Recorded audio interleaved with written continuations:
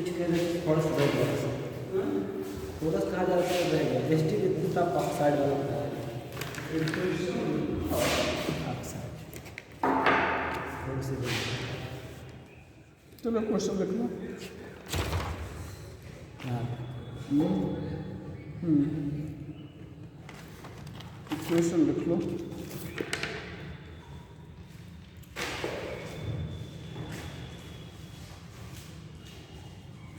लिखिए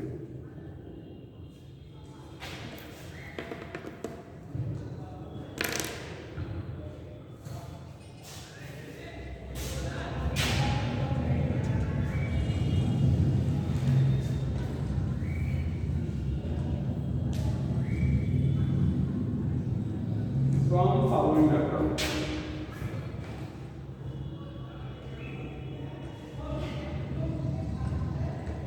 ABCD ये follow From following diagram. कहानी नहीं है वैसे ये क्वेश्चन डेल्टा H1 ये आयोडाइजेशन करती है यहाँ पर E1 कर रहे हैं डेल्टा H I2 और यहाँ पर इलेक्ट्रॉन गेन एंथैल्पी है ये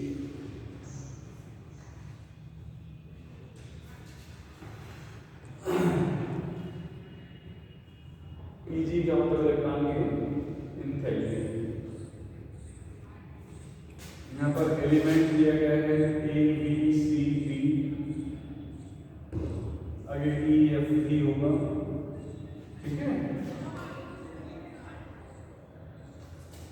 520 419 1681 1008 यहाँ पर 7300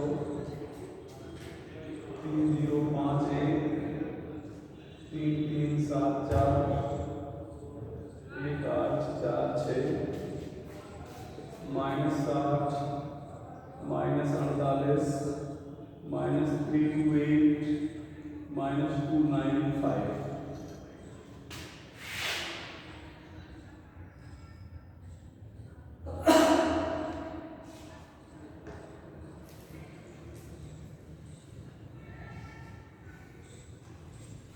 यहाँ पर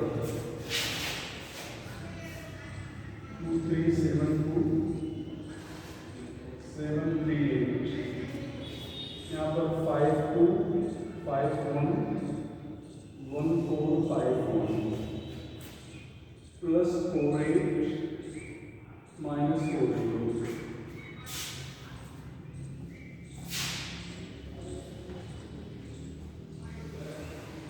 predict the answer of following question. Answer of following question.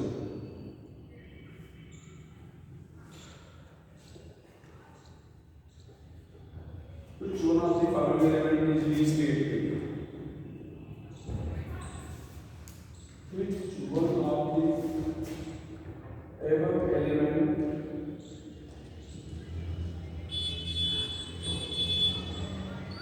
is least reactive?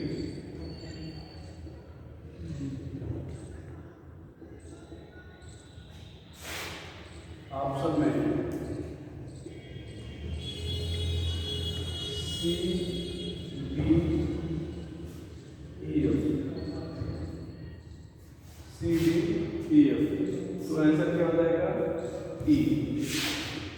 Answer क्या हो जाएगा E। इधर हम लिख रहा हूँ क्योंकि ये वैल्यू पॉजिटिव है इलेक्ट्रॉन गेन एंथैल्पी क्या है पॉजिटिव है और पॉजिटिव किसके लिए होगी इनर्ट गैस के लिए किसके लिए होगी इनर्ट गैस के लिए। Answer is E। ठीक बेटा which one of the above element is most reactive metal? Most reactive metal least यहाँ पर A B C D यहाँ पर ऑप्शन हो जाएगा option A B F T, A B F T. तो कौन हो जाएगा डी। Most wet metal.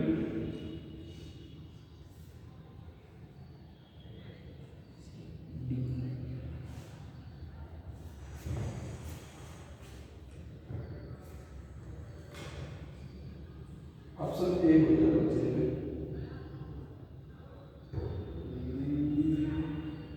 बल्कि मेटल जब ब्रेक करेगा क्या हो जाएगा, मेटल जब ब्रेक करेगा तो इलेक्ट्रॉन त्यागेगा, इलेक्ट्रॉन त्यागेगा, इसका मतलब क्या हो जाएगा, एनर्जी आयोनाइज एनर्जी कम होनी चाहिए। तो सबसे कम किसकी है, डी। किसकी है, डी। आगे बेटा, most reactive non metal, most reactive non metal,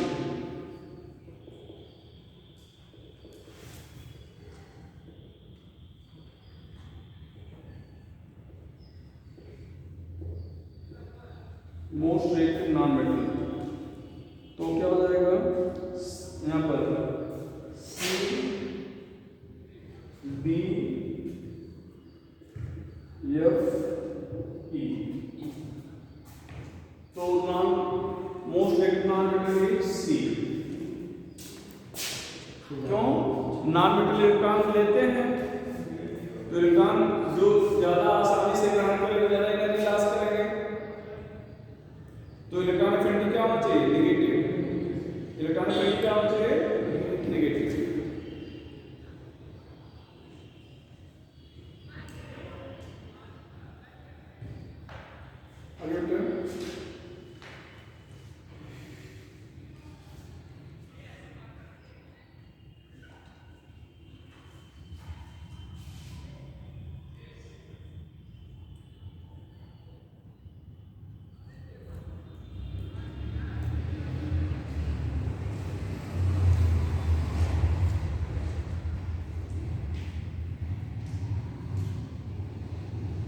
The metal which can form stable binary halide.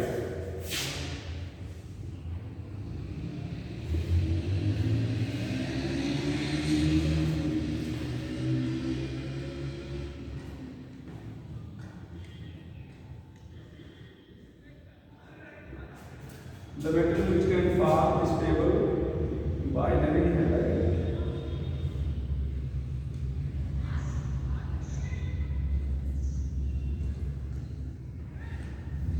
यहाँ पर एग्जाम्पल में बी सी, यहाँ पर A B D F, A B D F.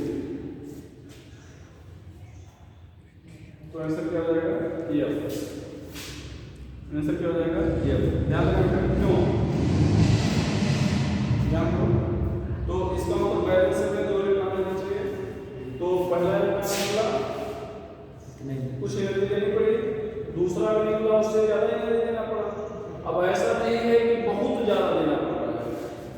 ध्यान दो, जैसे यहाँ पे भी देखो बहुत ज्यादा, तो यहाँ तो बहुत ज्यादा है, यहाँ पर भी क्या है, बहुत ज्यादा है कि नहीं। अच्छा, कैसे जानोगे कि मेटल ही है, मेटल है तो इलेक्ट्रॉन की एंथैल्पी क्या होगी, ये जो इलेक्ट्रॉन की एंथैल्पी ज्यादा है क्या है, नॉन मेटल।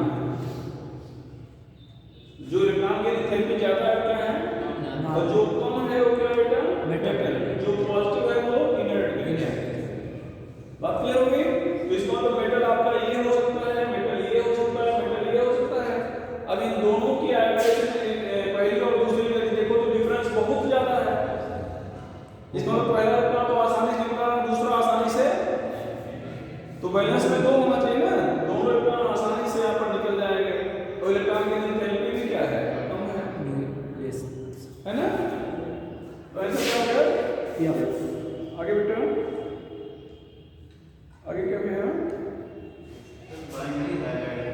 बाइनरी का मतलब दो।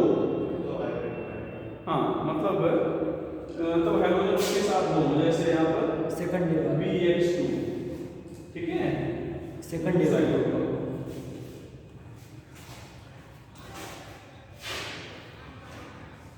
Which one of above element is least reactive non-metal? Least reactive non-metal.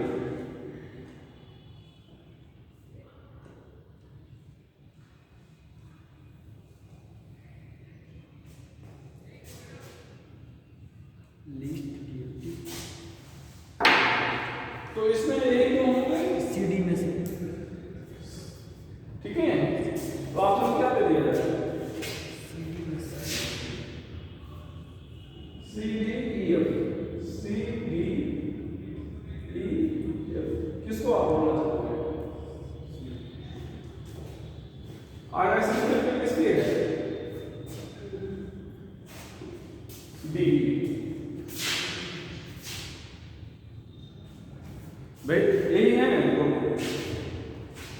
तो इलेक्ट्रॉन एफिनिटी इसकी क्या है? ज्यादा है, जिसका वो ज्यादा रिएक्टिव होगा, कम है तो कम रिएक्टिव होगा। नॉन मेटल मतलब इलेक्ट्रॉन एफिनिटी नेगेटिव होना चाहिए ना भैया। The metal which can form predominantly stable covalent halide of the formula MX। Covalent halide कौन बनाया? किसको बनाना है? सी तो AB में से कुछ, मेटल AB में से कुछ होना चाहिए। AB में से कौन सा होना चाहिए? Metal which can form predominantly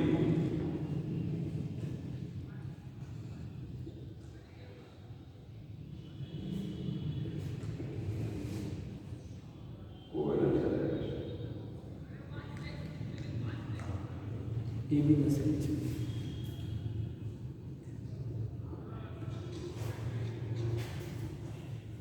तो क्या होता है?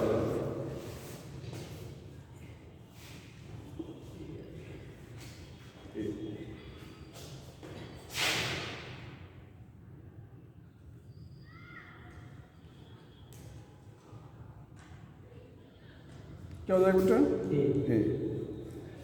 क्यों? थोड़ा सा उसकी आयोनाइजेशन एंथैल्पी क्या है? इलेक्ट्रॉन एफिनिटी सॉरी मतलब आयोनाइजेशन एंथैल्पी ज़्यादा है। तो इसका मतलब आयोनाइजेशन एंथैल्पी ज़्यादा है, तो इसका मतलब वो शुरुआत में नहीं होगा, थोड़ा बाद में होगा। हमारे कहने से है ना, जैसे यहाँ पर ध्यान दो, ये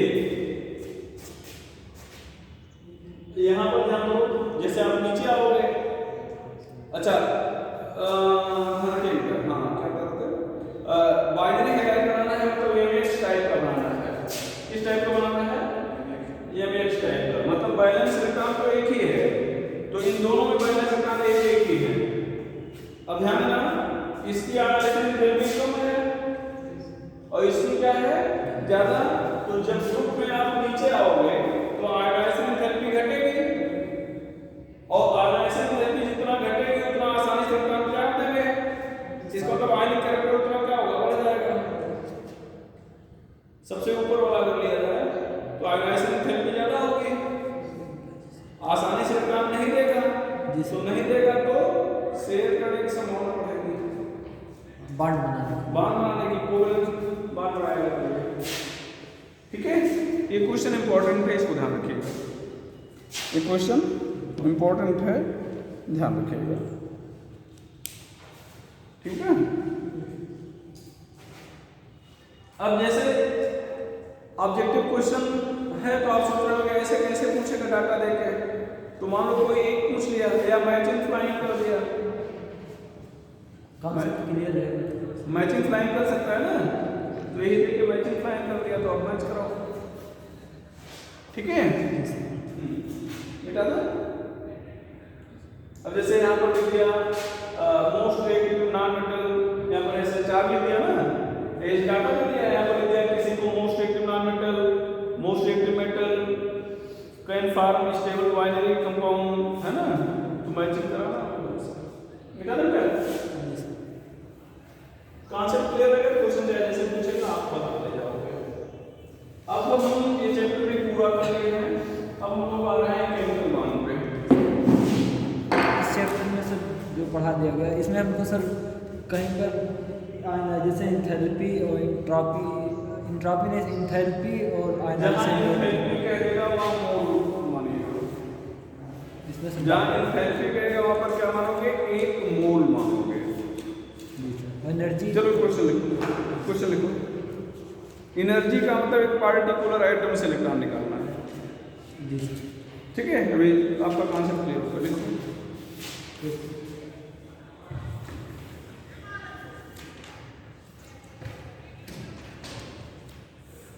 first and second ionisation energy of magnesium या आप इंथैल्पी करो, ionisation energy of magnesium is respectively 750 kilo joule per mole and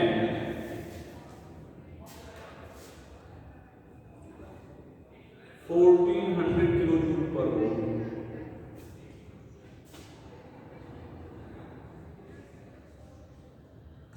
तो डाटा में कंफ्यूजन में लिख रहे हैं question kilo joule per mole. If 1200 kilo joule energy is supplied, 1200 kilo joule energy is supplied, find percentage of Mg plus and Mg double plus in mixture। अब ध्यान देना तो किलो जूल पर मोल दिया मतलब एक मोल के लिए एटम के लिए इलेक्ट्रॉन वोल्ट देता है। ठीक है जी सर। एटम के लिए क्या देता है? Electron volt. Electron volt. ध्यान देना, समझिएगा, कहानी नहीं छापना है।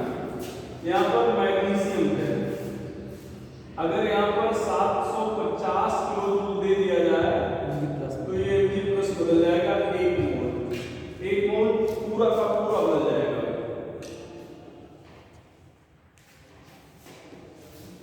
पूरा का पूरा बदल जाएगा।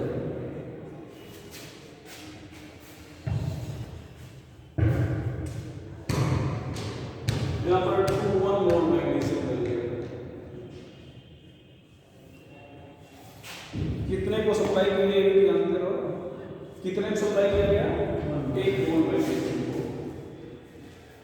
तो पूरा का पूरा मैग्नीशियम बदल गया कितना बेटा? Mg प्लस में। अब Mg डबल प्लस में बदलने के लिए चाहिए कितना? 1400। अच्छा, आपके पास थी कितना? 1200 माइनस 750 तो खर्च हो गई। 1200 से 750 क्या हो गई? यहाँ पर खर्च हो गई, तो बची कितना? 450। ध्यान दो, 1400 किलो जूल जो है अगर दे दिया जाए तो ये पूरा का पूरा 1 मोल बदल जाएगा किसमें? डबल प्लस में। कितना लेकर? 1400। बचा कितना है आपके पास? 1400। तो कन्वर्ट 1 मोल Mg plus into Mg double plus, तो 1 किलो जूल कितने को कन्वर्ट करेगा? 1/1400 मोल Mg प्लस को इनटू Mg डबल प्लस में। और दिया बचा कितना आपके पास?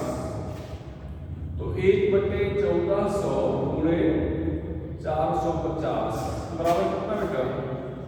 450/1400 मोल Mg प्लस कन्वर्ट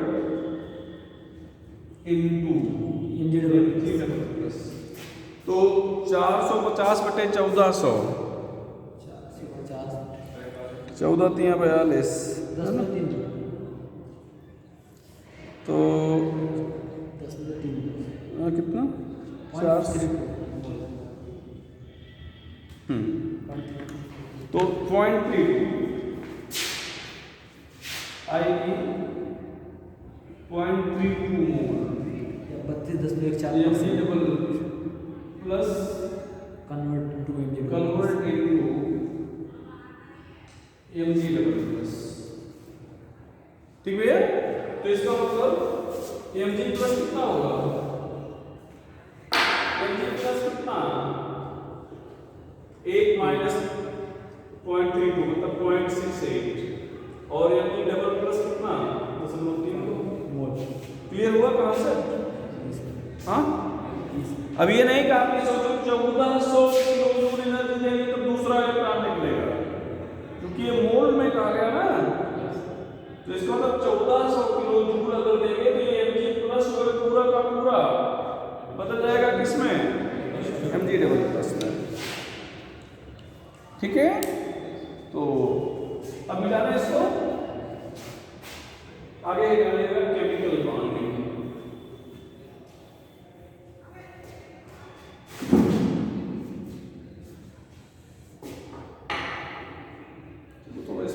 जनवरी हम सोच रहे हैं इसको पूरा कर ले जाए, तो कम से कम 2-2.5 महीने आगे निकल, 1 महीने जनरल में लग जाएगा और 1 महीने फिर चैप्टर जनरल पढ़ाने के बाद फिर चैप्टर में टाइम लगेगा। पिछली बार 21-22 लेक्चर लगा था केमिकल बॉन्डिंग, 21-22 लेक्चर 22 लेक्चर लगा था।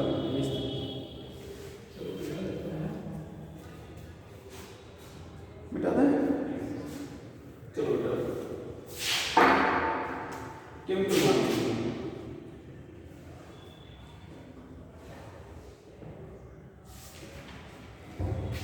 केमिकल बॉन्डिंग अगर आपसे कहा जाए कि एटम जुड़ते क्यों हैं, combine to attain stability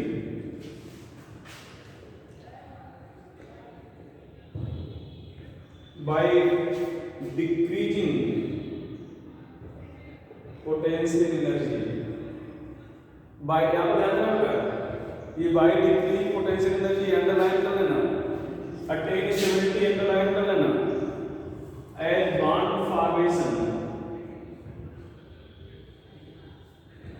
is endothermic, sorry exothermic।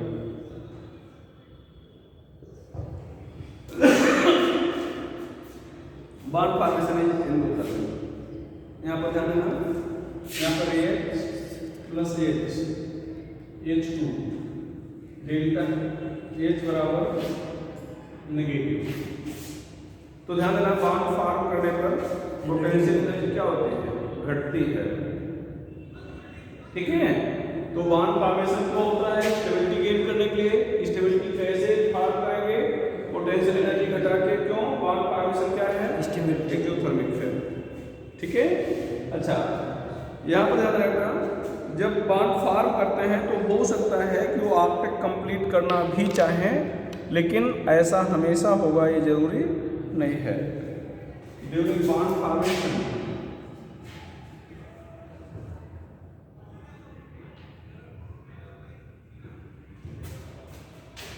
Atom tend to complete their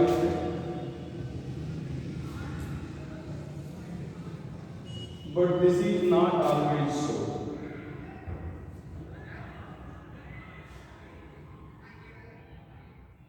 but this is not always so, हमेशा ऐसा नहीं होगा। ध्यान रखना, BF3 BCl3 BBr3 BI3 M2 MO, ठीक है, ये इनकम्प्लीट ऑक्टेट है। क्या है, इनकम्प्लीट ऑक्टेट। और PCl5 PF5 IF7 IF5 XEF4, ये क्या है, एक्सपैंडेड ऑक्टेट है। अब ध्यान रखना सभी लोग ध्यान से देखो, अगर ऑक्टेट ही कंप्लीट करना तो इनर्ट गैस है, इसका टॉपिक ऑलरेडी कंप्लीट है, इसको नहीं बनाना चाहिए, लेकिन फिर भी बना रहा है, फिर भी बना रहा है। तो ध्यान देना क्यों बना रहा है, एनर्जी रिलीज करेगा और एनर्जी रिलीज करेगा तो स्टेबिलिटी बढ़ेगी। ठीक है, आगे चलना है। जी सर। अच्छा, आपसे एक क्वेश्चन कर सकते हो कि जब एटम बांड बनाते हैं और जैसा आपको पढ़ाया गया कि एनर्जी रिलीज करते हैं, तो नेचर में जो भी मटेरियल है, जिसको आप मटेरियल कह सकते हो, जिसके पास मास है, उसके बाद उसके पास E=mc² से एनर्जी जरूर होगी। एनर्जी होगी तो इनर्ट गैस को भी एनर्जी अपनी क्या करना चाहिए, कम करना चाहिए और स्टेबिलिटी और गेन कर लेना चाहिए। तो दो इनर्ट गैस आपस में क्यों नहीं जुड़ते? दो इनर्ट गैस आपस में क्यों नहीं जुड़ते? जैसे आप कहोगे कि ऑलरेडी स्टेबल है, तो जब कहोगे ऑलरेडी स्टेबल है तो अगला फिर कहेगा कि जब उनके पास मास है, जैसा आपने बताया कि एनर्जी घटती है, तो थोड़ा सा और एनर्जी को घटा के और स्टेबल हो जाए तो क्या हर्ज है? जैसे आप रईस हो जाओगे तो गड़बड़ लगेगा नहीं कि लगेगा नहीं? तो ऐसे वो स्टेबल है और थोड़ा स्टेबल हो जाए, तो क्यों नहीं करते ऐसा? तो आप कहोगे कि जब बांड बनाते हैं तो दो फोर्स काम करते हैं, एक अट्रैक्टिव और दूसरा रिपल्सिव। तो अट्रैक्टिव जो फोर्स होता है एक के न्यूक्लियस और दूसरे के एटम के बीच में, और रिपल्सिव दोनों के न्यूक्लियस और दोनों के इलेक्ट्रॉन के बीच में। तो अगर अट्रैक्टिव ज़्यादा होगा तो बॉन्ड बनेगा, रिपल्सिव ज़्यादा होगा तो बॉन्ड नहीं बनेगा। तो जहाँ पर जो भी आपसे कहे कि दोनों बॉन्ड क्यों नहीं बनाए, तो आप कहोगे यहाँ पर रिपल्सिव फोर्स ज़्यादा है। ठीक है, थोड़ा सा डाल देना इसमें।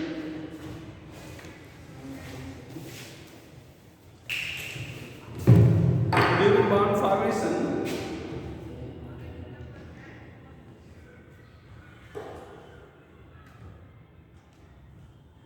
they develop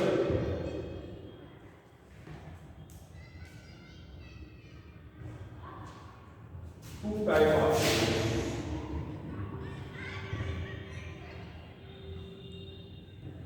attractive force। पहला है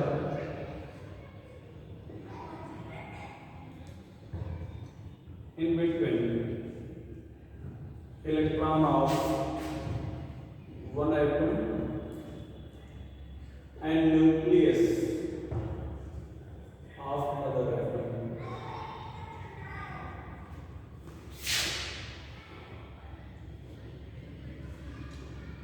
Repulsive force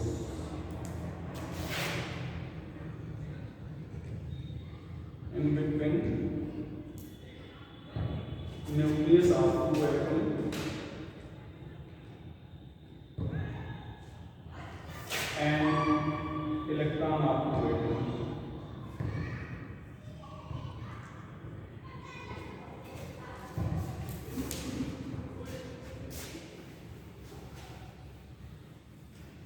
electron of two atom and nucleus of, मतलब electron of two atom and nucleus of two atom।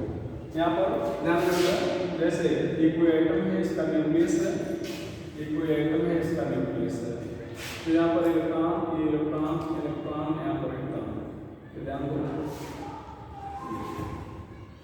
ये न्यूक्लियस, ये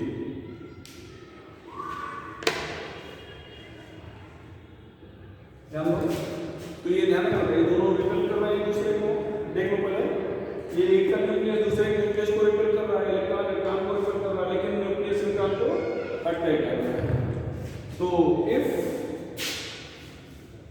attractive force is greater than repulsive force, इसको KF कह रहे हैं side में, इसको RF, then bond form.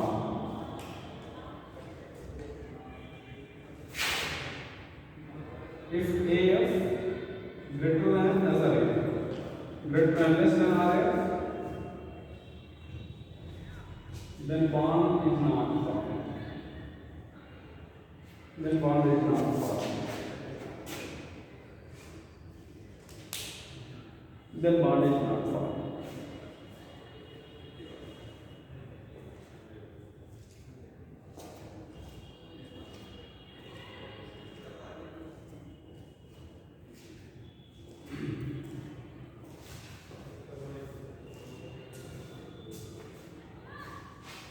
Done है इसको।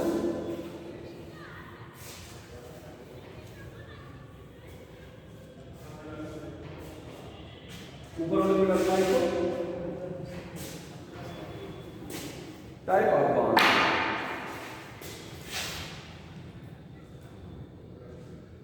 Type of bond. जैसे एग्जाम्पल आयनिक पूर्णांक, कोवैलेंट, कोऑर्डिनेट, आगे क्या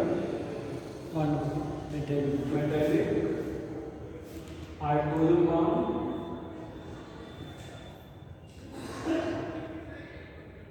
पोलरिटी,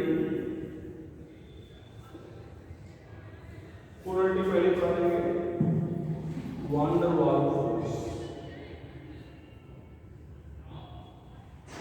ये these are primary force,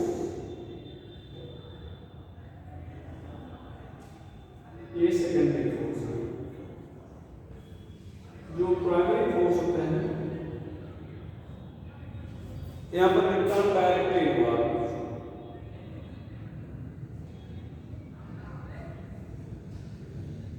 यहाँ पर इलेक्ट्रॉन नॉट डायरेक्टली हुआ। तो प्राइमरी फोर्स में इलेक्ट्रॉन डायरेक्टली इन्वॉल्व होते हैं, सेकेंडरी फोर्स में डायरेक्टली इन्वॉल्व नहीं होते।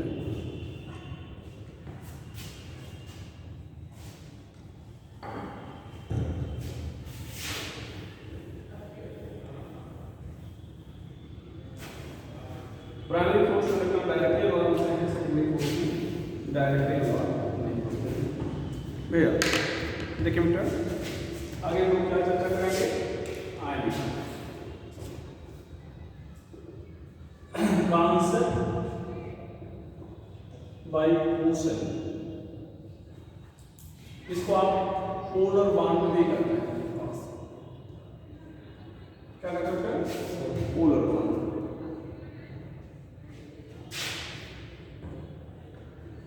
इलेक्ट्रोस्टैटिक एकदम शार्ट लिखना है, force of attraction,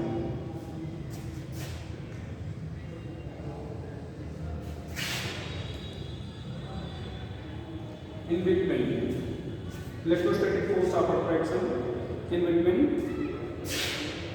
oppositively charged ion,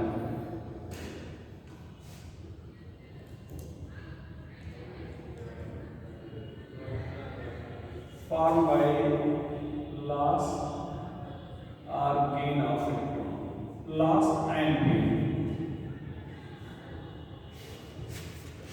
formed by loss and gain of electron.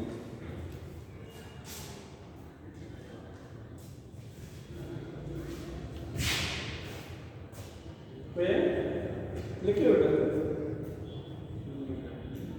इधर लिखा नहीं है,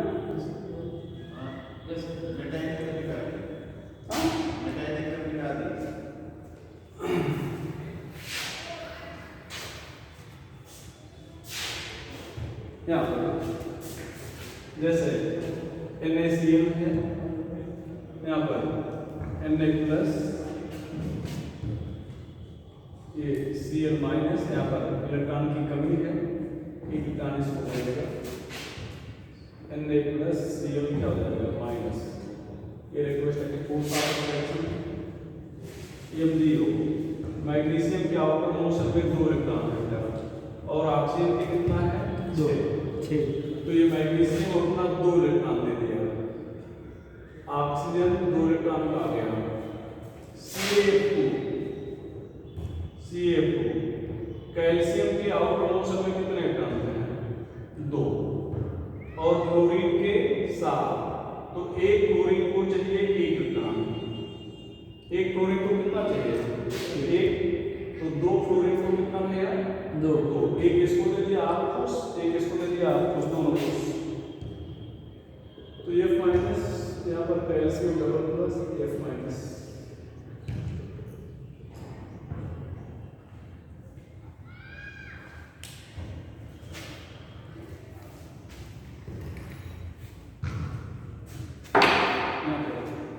Al2O3। यहाँ पर ध्यान रखना, ऑक्सीजन एल्युमिनियम की आउटर मोशन में कितने इलेक्ट्रॉन है, 3 5 ऑक्सीजन के 6 होते हैं।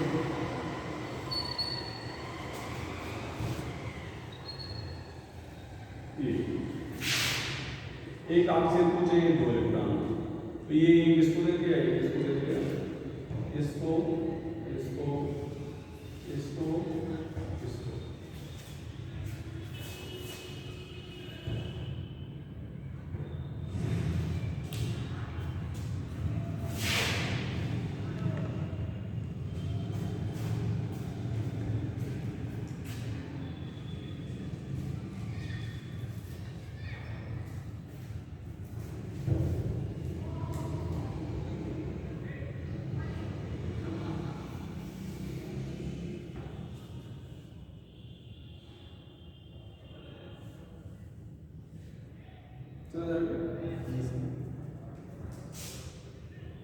चलो कंडीशन कंडीशन पहला electron difference of combined element should be greater than 1.7. Ionization energy of one atom should be less, and electron affinity of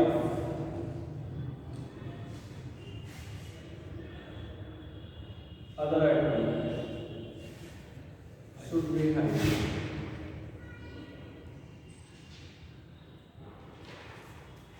Balance cell of one atom should have one or two electron,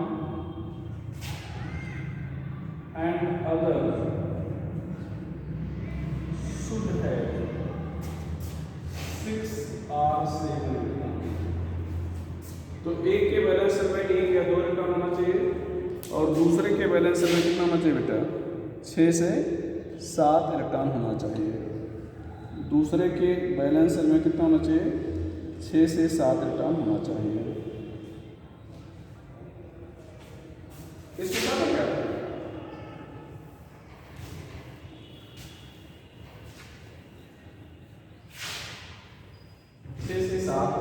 electron होने चाहिए। इधर ध्यान देना sir, भैया देखना बेटा। तो इसका मतलब एक फर्स्ट ए का हो और सेकंड ए और दूसरा 6A और 7A। तो अगर ऐसा कोई एलिमेंट लिया जाता है आयनिक यहाँ पर hydrogen beryllium, hydrogen beryllium mostly covalent. थोड़ा सा और क्लियर कर बेटा, ये ध्यान दो, मेटल मेटल मेटल क्या बनाएंगे, मेटल मेटल नॉन मेटल आयनिक और नॉन मेटल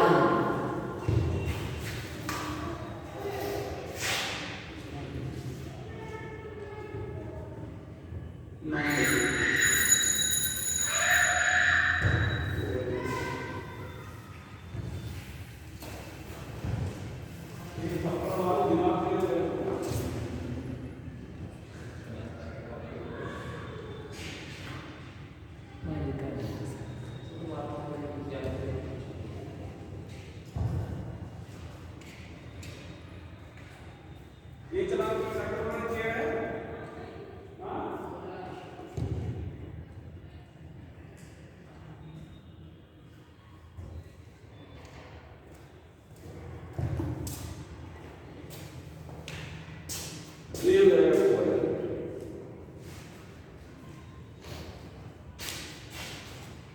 ठीक है, तो जैसे देखो हाइड्रोजन का आपने क्या कहा, मोस्टली कोवैलेंट देख रहे हो ना, लेकिन अगर मेटल के साथ लग गया तो क्या हो जाएगा, मेटल मेटल के साथ जुड़ गया तो क्या हो जाएगा, आयनिक हो जाएगा। जैसे सोडियम और एच जुड़ जाए, एल्युमिनियम और एच जुड़ जाए तो क्या हो जाएगा, आयनिक हो जाएगा। ठीक है, अब lattice energy should be high.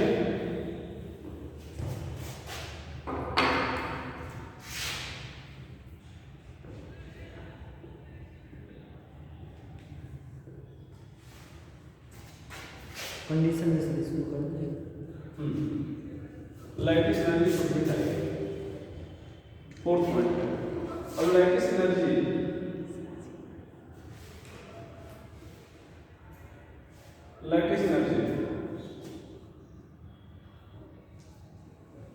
यहां पर हम amount of energy released on formation of one mole ionic compound from its constituent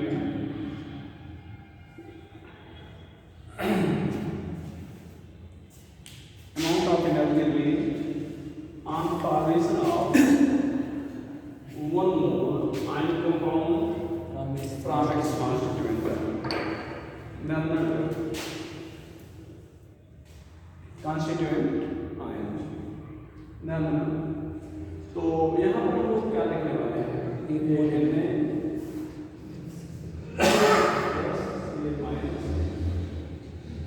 NaC ये सारे मिल जाएगा।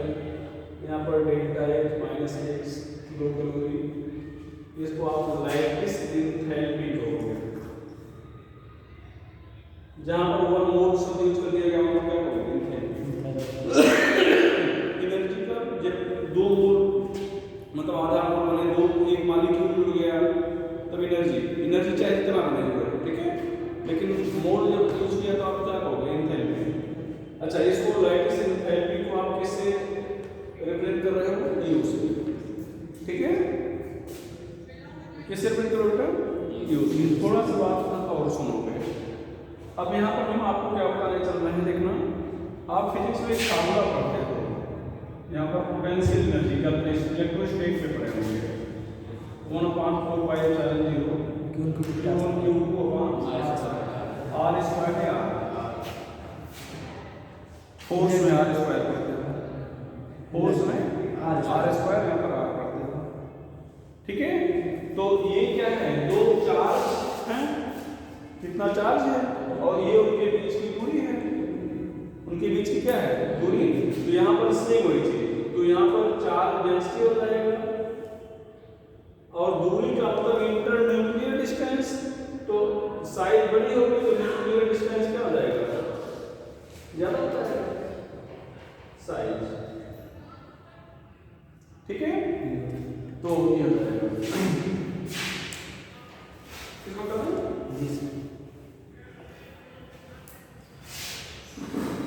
यहाँ पर क्या कितना है, मूव करके लैटिस एनर्जी आप डाई वैलेंट, डाई यूनिवैलेंट, यूनिवैलेंट,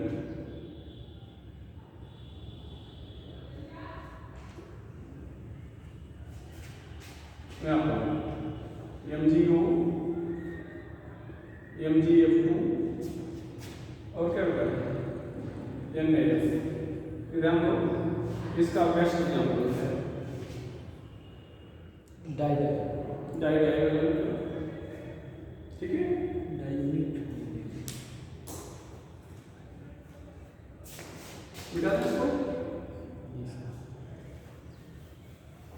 अब आप जो बात करना चाहोगे यहाँ पर देखो, LIS, LICL, LIVR, LII, यहाँ पर size of anion increases, lattice energy decreases.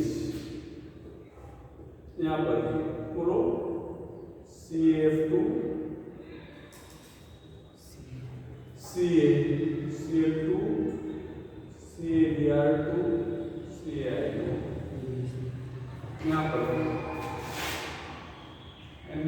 NaCl2 AlCl3 यहाँ पर 1 plus 1 minus size of cation decreases lattice energy increases.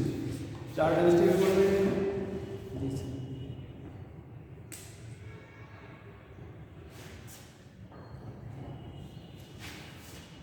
इसको बता दें क्या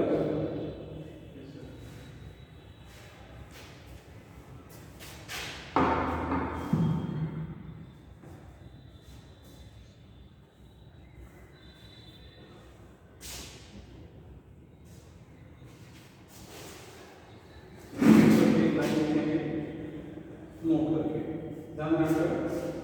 इधर लिखना पड़ेगा। सॉरी लोग क्या लिखना पसंद कर रहे हैं?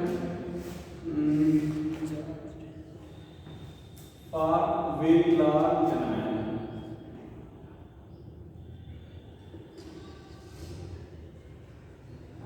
On increasing size of cation potential sorry lattice energy nearly remains same, nearly remains same। यहाँ पर लार्ज आयन किसको मान रहे हो? फॉस्फेट आयन, सल्फेट आयन, आगे यहाँ पर ध्यान रखिए BeSO4 MgSO4 CaSO4 RaSO4 आगे बढ़ेगा VaSO4।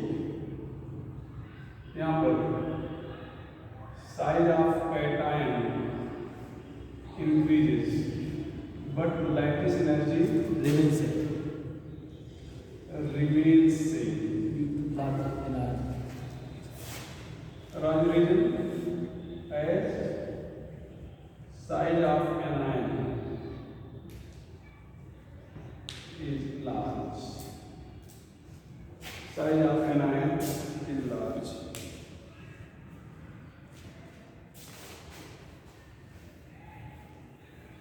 इसको बताना क्या? जी सर। साइज ऑफ anion, ठीक है।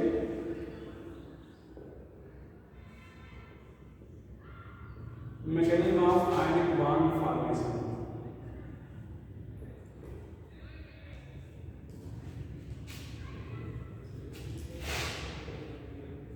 By bond हैवर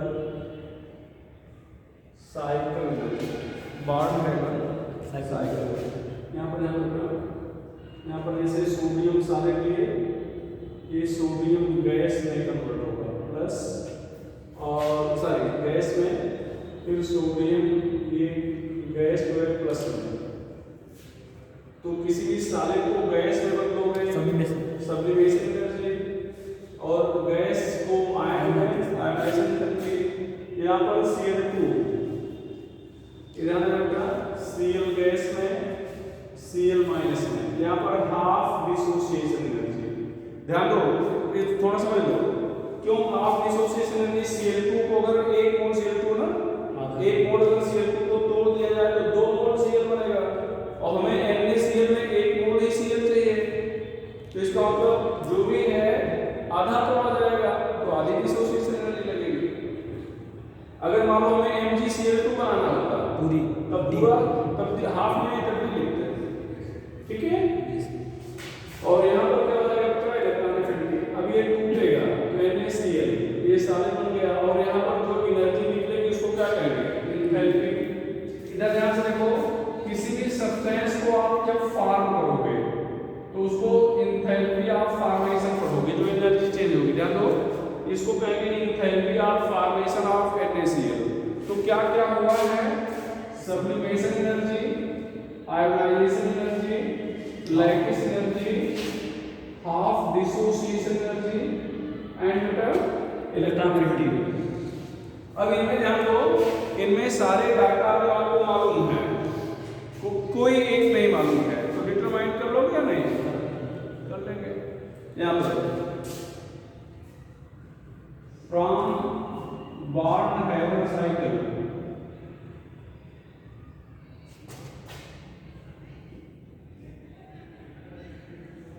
which one cannot be determined?